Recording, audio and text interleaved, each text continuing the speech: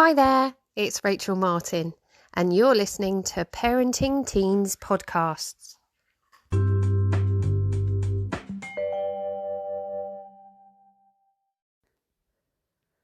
So this week I wanted to talk about burnout and overwhelm with your teens and how that affects their homework or their want and ability to revise when they're coming up for exams.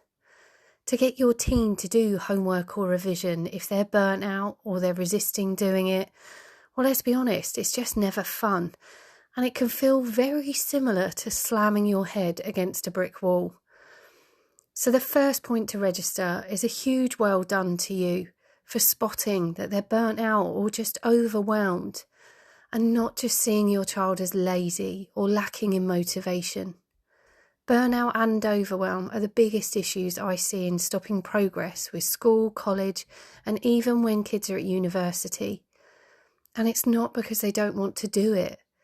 It's more they just don't know how to start, or they're in such a mess that it just seems impossible to try.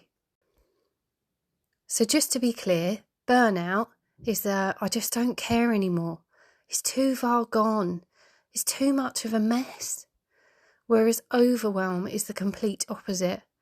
And that's where they're almost paralysed with the massive amount of fear and emotion that they feel for the amount of stuff they've got to do. So step one is be clear which your teen is. Are they trying to do everything and getting stuck? Or are they just adamant they aren't doing it because it's all pointless now? One thing to be aware of is that if overwhelm does take over for your child, then it can very often lead to burnout. When there's too much to do and the sense of panic and the need to get it all done will soon get replaced with, I just don't care anymore. And they become detached from any need or want to do any of it. So let's get into it with some overwhelm tips. My first tip seems like a bit of a simple one, and that's just to break it down. But I don't mean break it down just into subjects. I mean break it right down from the millions of things they've got going on. Just try and answer one question. Let them see that just one small step is better than none at all. As it is, nothing is going to get done. So anything, just one question, is a step forward, no matter how small it is. And just as a side note of something I've learned from working with teenagers for a while when they're in overwhelm, just the act of starting. If they can just start it, the chances are they'll just carry on and continue doing it. Another thing I see quite a lot is expectations and perfection perception, as I like to call it. Basically, do they need to put a pebble-size effort in this, or should they be looking to give it diamonds? So often there's an expectation that 100% effort is needed to do these things right. And to produce work at that level all the time takes a huge amount of time and energy, and it's just not sustainable. And let's be honest, who wants to put in 100% all of the time?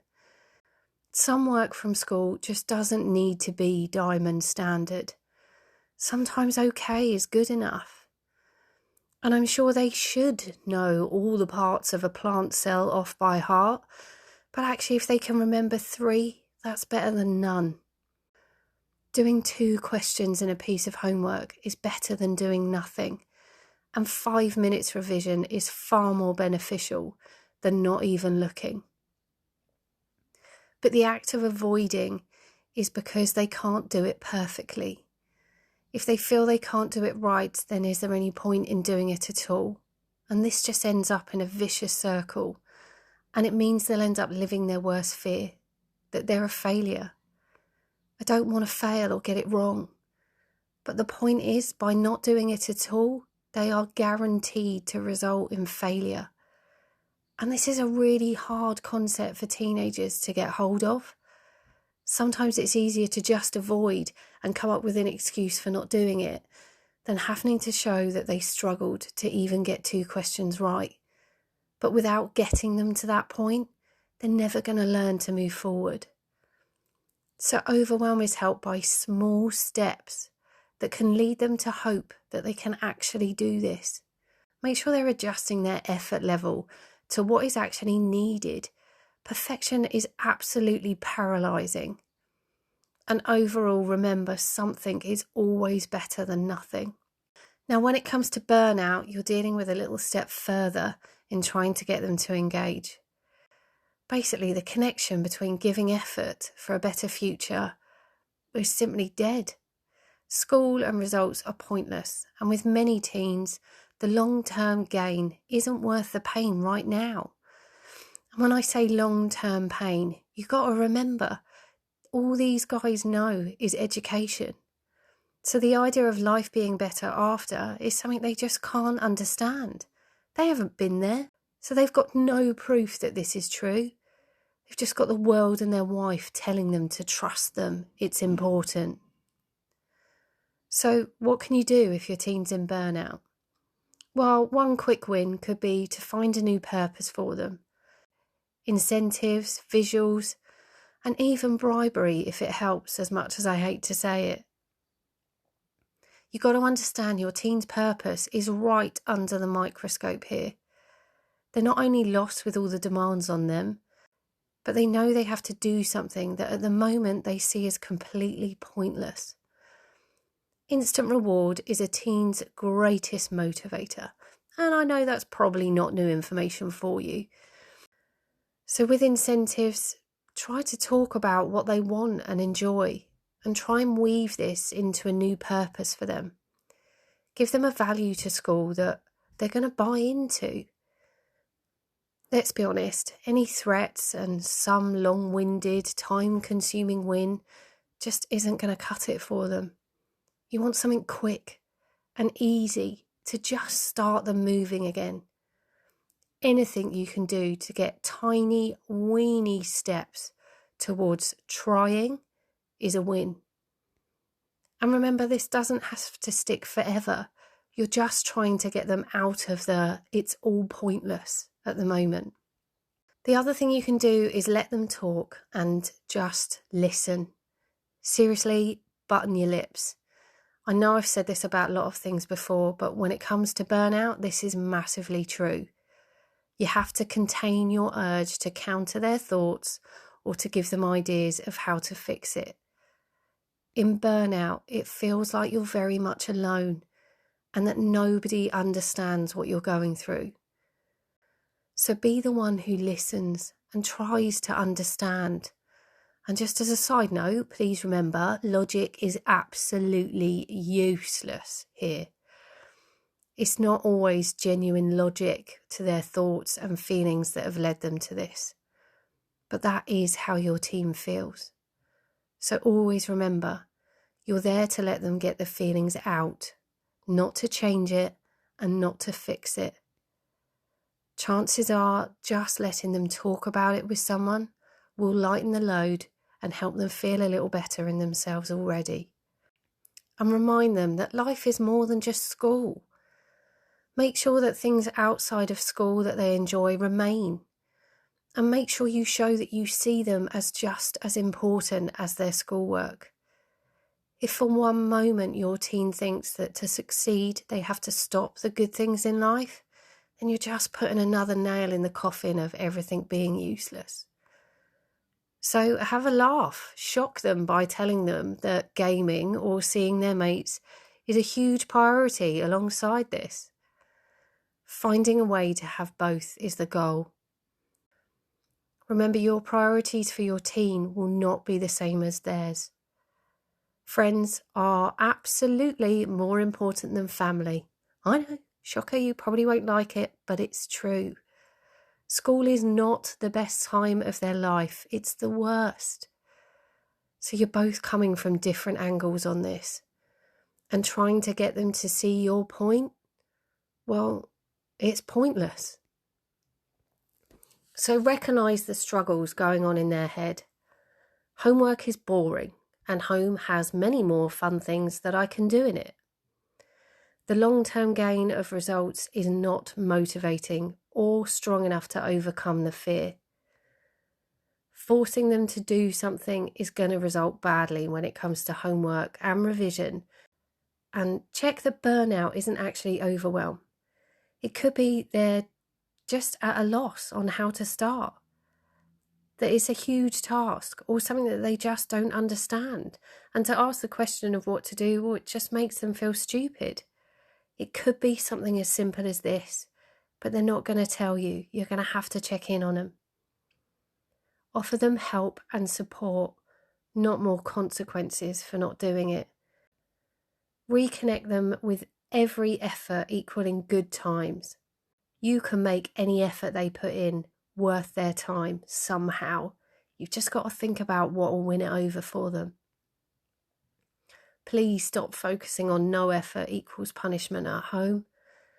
Burnout is disconnecting with the point of school in its entirety, and making life hard because they don't do it, well, it just adds to it and confirms that all of this school stuff is nothing but trouble, and now it's affecting my life at home too. Try negotiating over one tiny piece, and remember to pick the easiest bit for them to start with, as you want them to start and keep going. And getting them to do that on their worst subject, well, let's be honest, it just isn't going to work.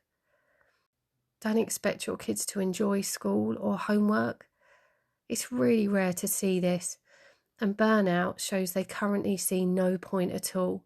So this expectation from you is just going to put you in the place where you don't understand. Get as visual as you can with their life after school. If they're in year 11, literally, how many days is it until they can stop all of this?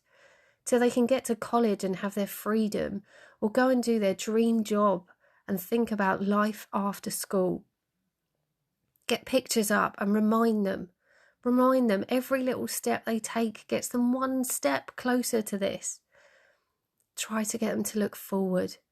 And yes, this does even mean keep them looking forward if they can't wait till the day they move out of your house and be free. It's something that will help motivate them. Now with revision, this is a difficult one because it's one set of exams and one chance. But forcing your teen to revise isn't going to make them retain the information they're reading.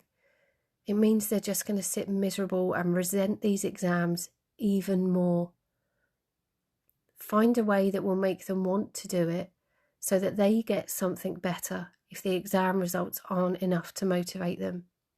So make sure you're clear on where your teen is and try and be the support and resist bringing in more consequences. You're just making it harder, not easier. If it's overwhelm or burnout, it's nothing to do with them not being asked to do it. It's not knowing how or where to begin. And this hugely affects their view of themselves. And trust me when I say failure is the word they associate with most. Don't give them more evidence that you seriously see them that way too. The choice to do work and succeed is theirs now. You can't do it for them. You can absolutely let them know that you'd like them to succeed, but at the end of the day, you recognise it's their choice. So be clever about this. And instead of them wanting to do it for the greater good, or making them do it through fear or punishment, find ways to help them find their way to engage. You don't have to sit and watch them fail. You just have to help them choose to do it. And that's something you can absolutely do. It just takes you to understand your team and takes you to have a bit of patience and maybe a bit of creativity as well. But surely it's got to be worth a shot. There's nothing worse than watching your team fail in front of your eyes. So do what you can in as many positive ways as you can for your team. Because trust me, I can almost guarantee if you see them failing, they see themselves as a failure. And you can help them out of that. And you can help them choose to do it.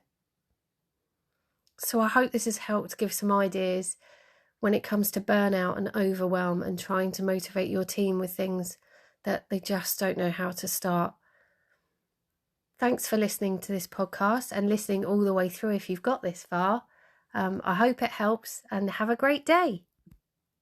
Well, that's it for this episode, and if you're hearing this message, that means you've listened all the way to the end, and for that, I really want to thank you from the bottom of my heart. It really does mean a lot to me. As always, if you have any questions, suggestions or feedback, please do get in touch. I honestly love to hear from anyone who's been listening. You can find me at My Inner Strength for my website, or through Inner Strength on Facebook, or Parenting a Teen on Instagram. Really annoyingly, someone had already taken Inner Strength. Anyway, I will always reply, so please don't hesitate to get in touch. I hope you've enjoyed this episode and found it informative and useful. If you did, please don't forget to subscribe to my podcast so you don't miss any future episodes. And if you're feeling really, really lovely and you're listening via Spotify, you could leave me a review, which would mean the world to me. Thanks again for listening, and please do let me know if there is anything else I can cover that will help you whilst you're parenting your teen. Have a lovely day.